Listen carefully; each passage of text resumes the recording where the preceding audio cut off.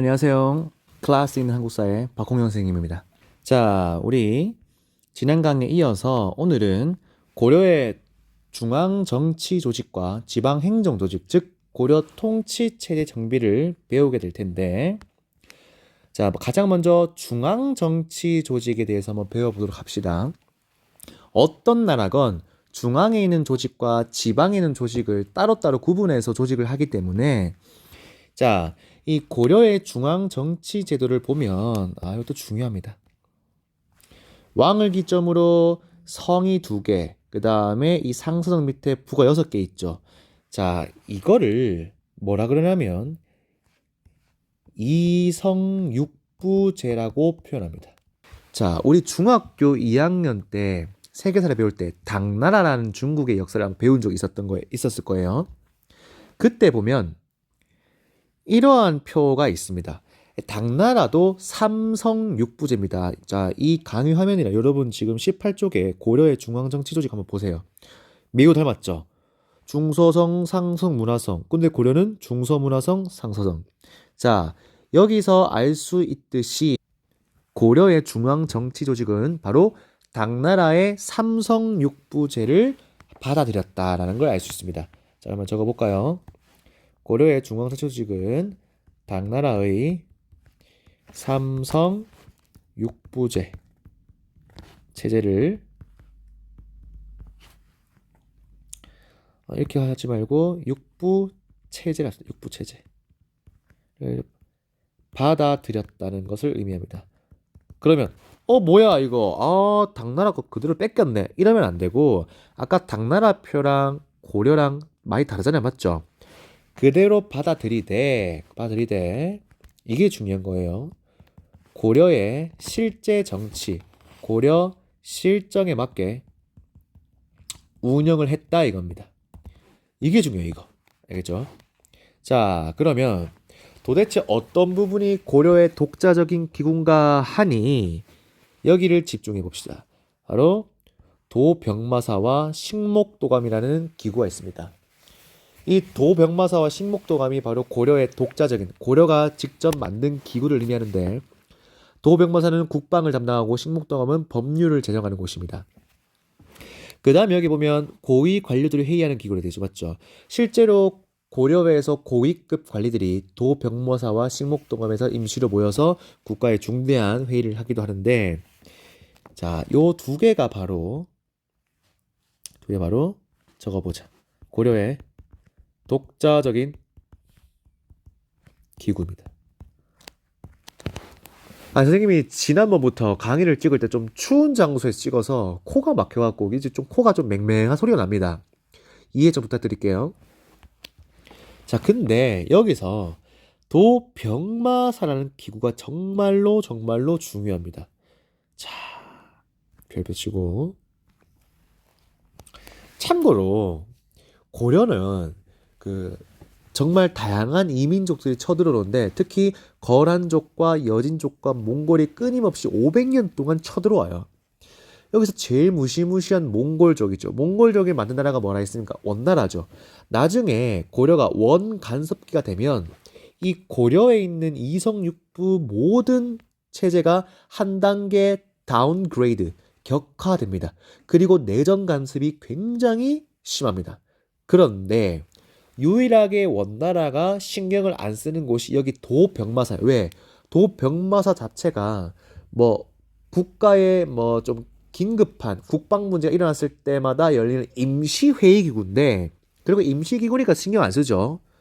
자, 그래서 이 원간섭기 때 이 도병마사가 점점 커져. 이게 무슨 말이냐면 원래 국방 문제만 담당했던 이 임시기구였던 도병마사가 원간섭기 때 관리들이 하나 둘씩 전부 다 모이기 시작합니다.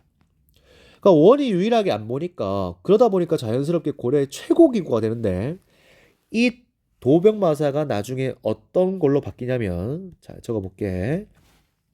고려 후기 때, 즉 정확히 말하면 원간섭기 때 이 도병마사라는 이름이 뭘로 바뀌냐? 바로 도평의사사. 라는 명칭으로 바뀝니다. 도평의사사, 국가의 최고기구. 자, 그런데 좀 어려운 말로 고려 최고기구이자 모든 관리들이 모이는 곳이라 해서 이 도평의사사를 두 글자로 뭐라 그러냐면 도당이라고 해요. 도당. 어떤 나라건 우리나라건 또는 조선이건 그다음에 고려건 어떤 나라건 모든 고위 관직들이 모이는 곳이라는 단어로 도당이라는 표현을 써요. 도당. 알겠죠? 언제? 고려 후기 때. 그래서 중요한 거예요. 자, 그다음에 이제 하나하나씩 봅시다. 원래는 이 이성육부제 체제에서 가장 높은 기구는 중서문화성이에요. 중서문화성. 적혀있죠. 국정을 총괄한다고. 그 다음에 쭉 밑으로 한번 읽어보시고, 선생님 다 읽어주진 않고, 여기서 중요한 포인트를 하나 알아야 됩니다. 바로, 낭사란 애와, 그러니까 중서문화성에는 제신이라는 관직과 낭사라는 관직이 있는데, 이 낭사와 어사대의 관리들이 만나면, 낭사와 어사대의 관리들이 이렇게 만나면, 합체 진화합니다. 뭘로 합체 진화하냐? 바로 대간이라는 관직으로 진화합니다. 이 낭사는 제신에 비해서 품수, 그러니까 등급수가 매우 낮은 관리인데 혼자 있을 때는 조금 볼품 없어 보이는 관리지만 어사대와 만나면 엄청난 관직으로 진화하게 되는데 이 별표치입니다. 이 대간한테만 있는 세 가지의 엄청난 권한이 있습니다. 첫 번째 권한, 정치, 그러니까 잘못된 정치를 비판할 수 있습니다. 공식적으로. 여러분들 뭐 왕이 잘못된 명령을 내릴 수도 있고 어떻게 정치가 좀 잘못될 수도 있잖아, 맞지? 근데 왕들도 사람인지라 자기한테 쓴소리 하면 기분 나쁘단 말이야. 근데 이 대가는 유일하게 합법적으로 왕의 명령이나 왕의 정치를 비판할 수가 있어요. 그 다음 두 번째, 왕을 비판하잖아. 그러면 나머지 전부 다 대간의 비판 대상이야. 관리들의 비리를 감찰합니다. 감찰하는 거는 감찰기구, 감시한다는 건데 감시하고 경찰. 세 번째, 야, 이 권한도 엄청납니다. 이렇게 좋은 자리에 대한 서경권. 서경권이 뭐냐면 다음 자리를 추천해주는 또는 어떤 자리를 여러분들 대기업이나 회사에서 가장 힘이 있는 조직이 바로 인사부와 감사부인데 인사부가 뭐야? 안녕하세요. 인사하는 게 아니고 사람을 뽑다 뜻이야. 그 고위 관직에 사람을 뽑을 때 이 대관들의 허락을 반드시 받아야 됩니다. 이게 바로 서경, 사인을 하다 그 뜻이야. 이러한 엄청난 권한을 가진 대관으로 진화합니다. 여러분들 정말 중요해요. 알겠죠? 자, 이제 지방행정 조직에 대해서 배워봅시다. 여러분들 귀찮긴 해도 차근차근 하면은 역사도 그렇게 어렵지 않습니다. 자꾸 어렵지 않다, 식은 죽 먹기다. 자꾸 내 뇌를 속이세요. 그럼 됩니다. 자, 이 고려의 지방행정 조직을 볼 텐데 잠깐 지도를 한번 볼까요? 요게 당시에 고려의 행정 조직입니다. 자, 도가 몇 개? 도가 하나, 둘, 셋, 넷, 다섯 개죠. 이걸 우리가 5도. 그 다음에 국경 지역의 개가 몇 개? 하나, 둘. 두 개 있다 해서 양개라 합니다.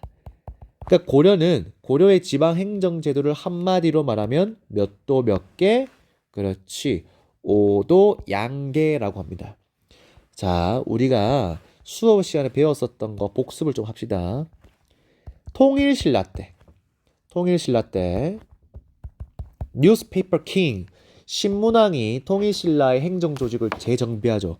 그때 어떻게 합니까? 그렇지.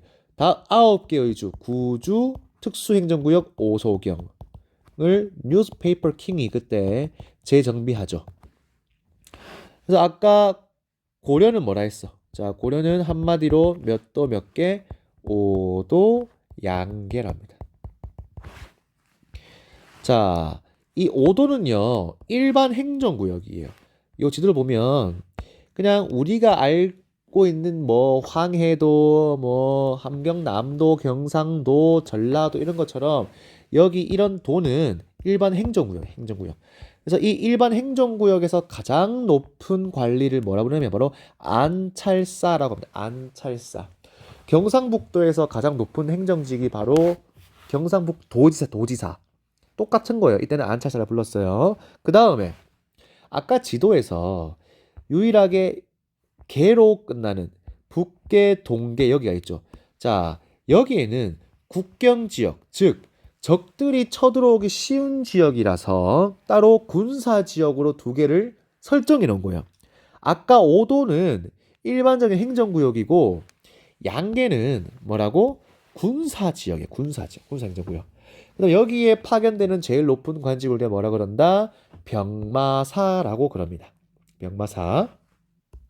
자, 다음에 선생님이 지난 강의 때 성종 때 소울메이트 세트 메뉴 누구라 했죠? 그렇지. 최승로래, 최승로. 이 최승로의 시무 28조 속에서 가장 중요한 조항이 제 7조거든, 7조. 7조에서 뭐라 그래? 청컨대 외관을 두십시오. 자, 여기서 외관이 지방관이라 말했죠. 자, 돌아와서 지방관이 파견된 현을 주현이라 불러요. 지방관이 파견된 현을 주현이라 부르고 지방관이 파견되지 않는 현을 속현이라고 부르는데 자, 여러분들이 혹시나 까먹을 수 있으니까 요 지방관이라는 표현을 주고 이렇게 씁시다.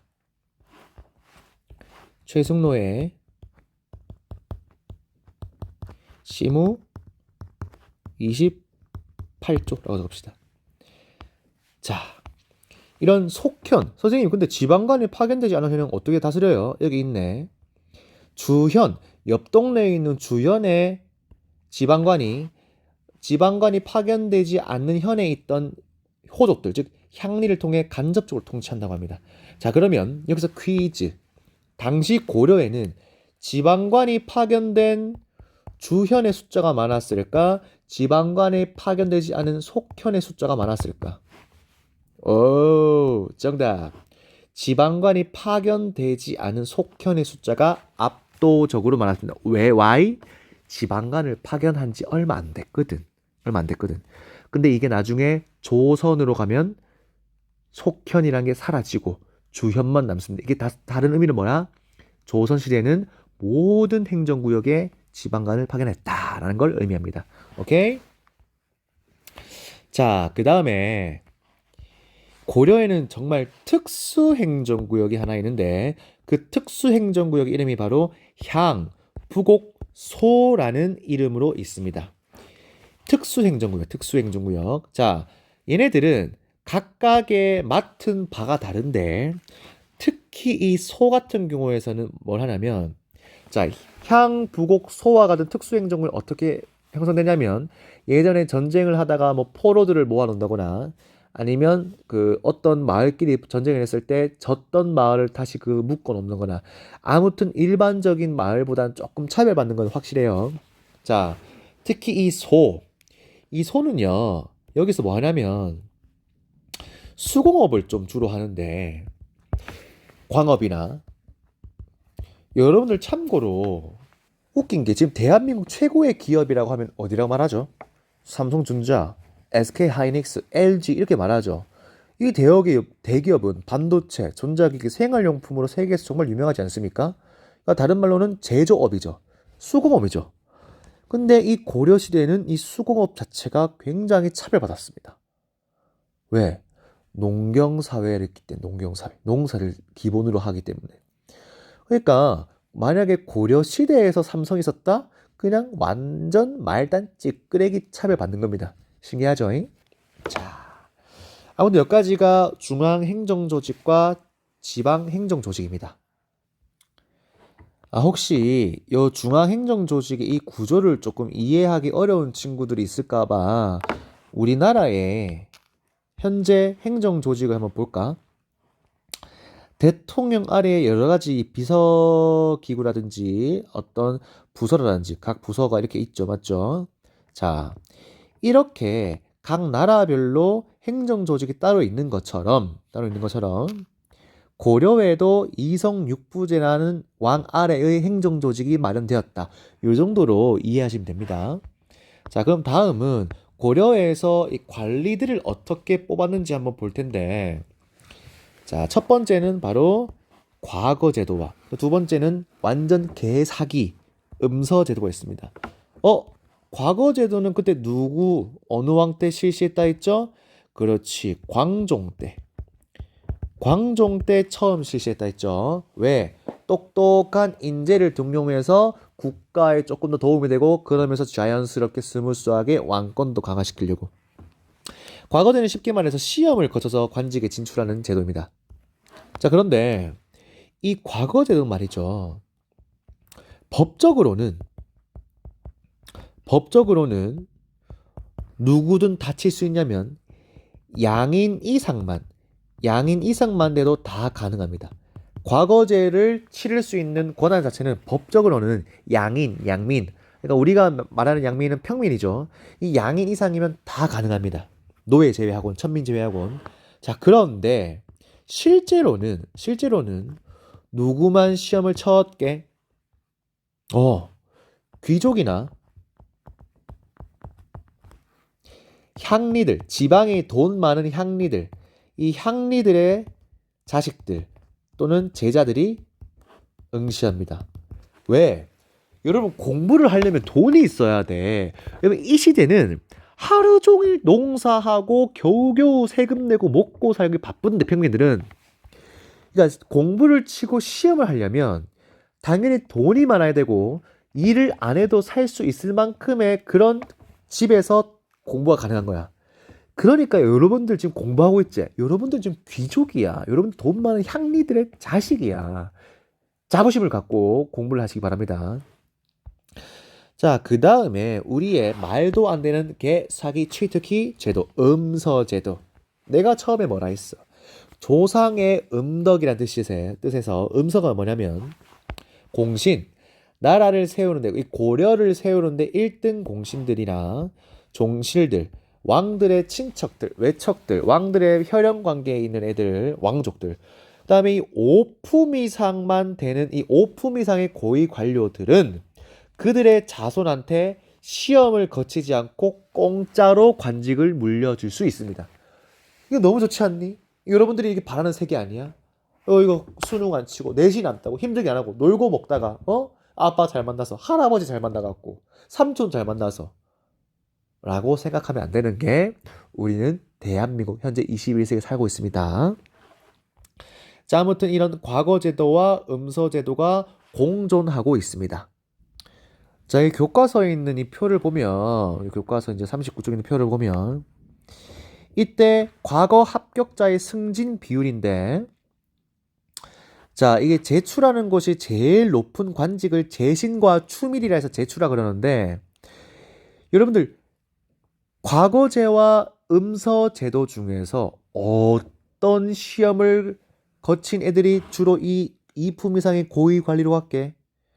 안타깝게도 짜증나게도 짱나게도 음서제도로 갔던 애들이 여기에 대부분입니다. 이게 말이 안 돼. 옛날에 신라의 골품제와 같아.